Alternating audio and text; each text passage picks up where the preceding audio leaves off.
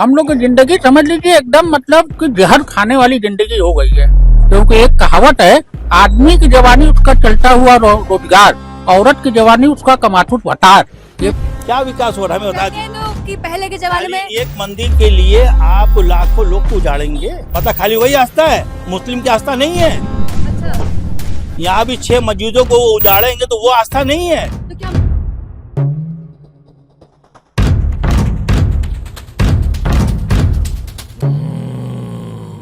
आप मीडिया बंधु से अनुरोध है कि जो ऐतिहासिक चीजें, जो बनारस की पुरानी चीजें हैं, हाँ। उनको आप संरक्षित का काम करें, आप उनको उजाड़ने का काम ना करें। हाँ। ये हम काशी वासी का हाथ जोड़ करके निवेदन है, चाहे वो मणिकर्णिका घाट हो, चाहे दाल मंडी हो, चाहे अन्य कोई भी पुरानी चीज हो। नहीं, मैं ये हम कहती लोगों कि का रास्ता कैसे अखिलेश निकलेगा? यादव जी भी यहाँ परिस्थितियां देखने आए हैं नीचे। बिल्कुल बिल्कुल, यहाँ उन्होंने अपनी पूरी जन प्रतिनिधि मंडल भेजा था।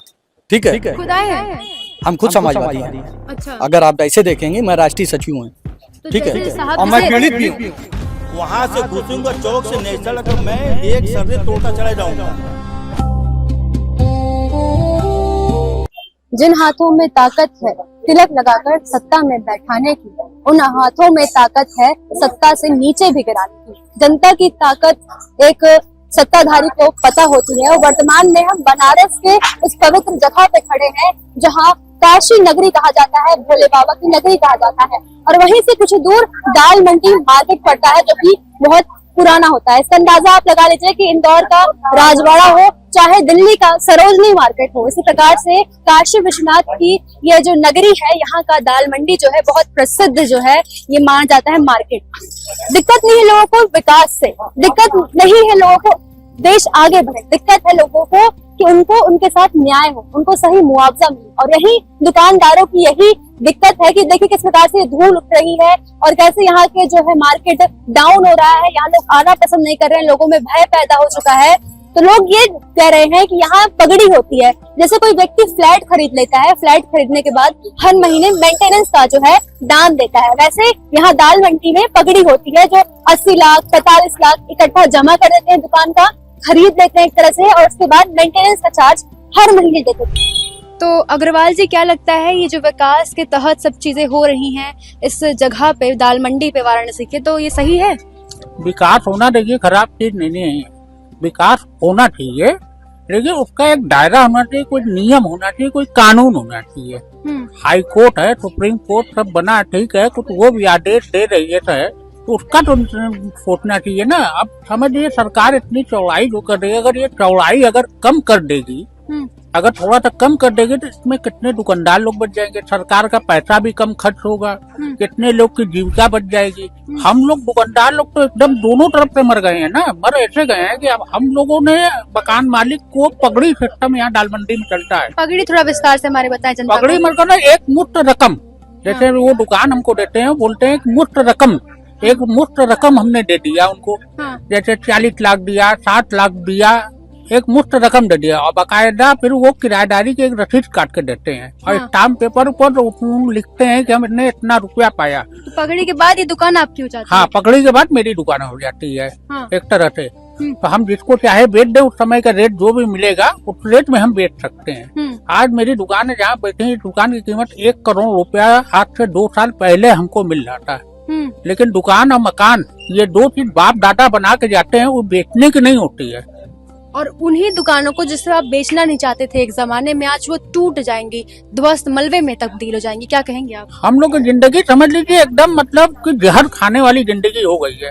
अपने परिवार के सामने, अपने बच्चों के सामने हम लोग आंख से आंख मिला के बात नहीं कर पा रहे हैं, न रात में खाना खाते हैं, न सोते हैं, कुछ नहीं कर रहे हैं। पता नहीं जिंदगी कितने दिन की है, ये भगवान जाने। क्योंकि अंदर से दिल अब लगता है कि ज्यादा दिन हम लोग जिंदा नहीं रहेंगे, क्योंकि जिसकी रोटी चली जाएगी वो कुछ नहीं कर पाएगा। क्योंकि एक कहावत है, आदमी की जवानी उसका चलता हुआ रोजगार, औरत की जवानी उसका कमातुत भतार। ये बिहार की कहावत है। लेकिन सरकार ये सब चीज नहीं सोच रही कि यार कि हम लोग की जीविका कैसे चलेगी। हम लोग कोई व्यवस्था करे, चौड़ाई थोड़ी सी कम कर देगी तो उसमें करीब करीब मार्केट में 50% लोगों की जीविका बच जाएगी। तो सरकार क्या बोलती है, जो व्यापारियों का जीवन छिन रहा है उनके लिए वो क्या मुआवजा, क्या सुविधा दे रही है? हम दुकानदारों का कोई मुआवजा नहीं, हम दुकानदारों के लिए उनके पास कोई नियम नहीं। आप ये देखिए कि जो हमसे विकसित देश है वो अपने पुरानी चीजों को संरक्षित कर रहे हैं। आप उनके जो पुराने धरोहर हैं उनको वो अपने हिसाब से संरक्षित कर रहे हैं और नई चीज बना रहे हैं। वहां पर तो वो जा ही नहीं रहे, उसको तो अपने देश के लिए एक समझ जाइए कि एक पुरानी चीजों का ज्ञान लोगों को दुनिया को बुलाने के लिए उसको वो रख रहे हैं, संरक्षित कर रहे हैं।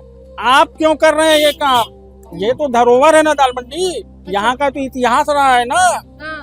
तो आप बताइए, पंडित स्वर्गीय श्री लक्ष्मू महाराज जी का तबला यहीं बजा है। अच्छा। और सारी चीजें यहीं से हुई, यानी सांस्कृतिक जगह रही है ये। अच्छा। दाल मंडी। हाँ। दाल मंडी में हमारे भारत रत्न उस्ताद बिस्मिल्लाह खां साहब,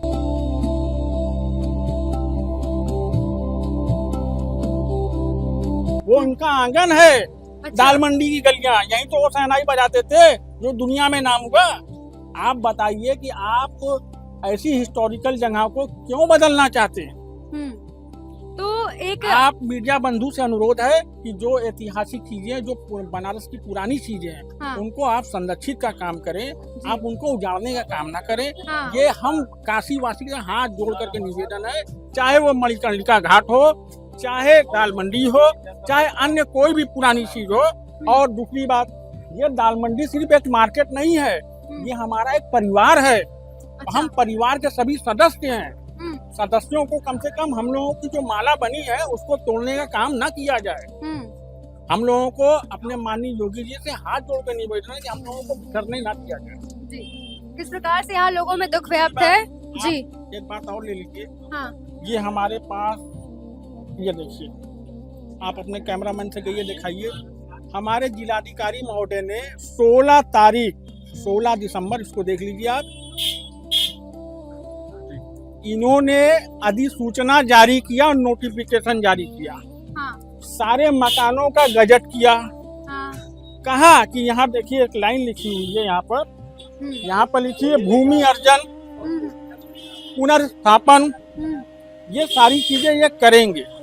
2013 एक्ट के तहत करेंगे। तो जब आपने अधिसूचना जारी कर दी तो नियमता तो ये होना चाहिए कि उसके बाद कोई रजिस्ट्री ना हो। आप बता रहे थे कि आप योगी आदित्यनाथ जी के आवास तक पहुंचे थे ये बात लेकर के। नहीं, यहाँ के लोगों ने, ठीक है, और हम लोगों ने भी पूरा प्रयास किया कि हमारे मुख्यमंत्री जी से यहाँ के लोग रूबरू हो जाएं, अपने दुख दर्द बता सकें, जो चौड़ाई वो ले रहे हैं उसकी बात कर सकें, या ये रास्ता कहीं और से निकल सके उसकी बात कर सकें।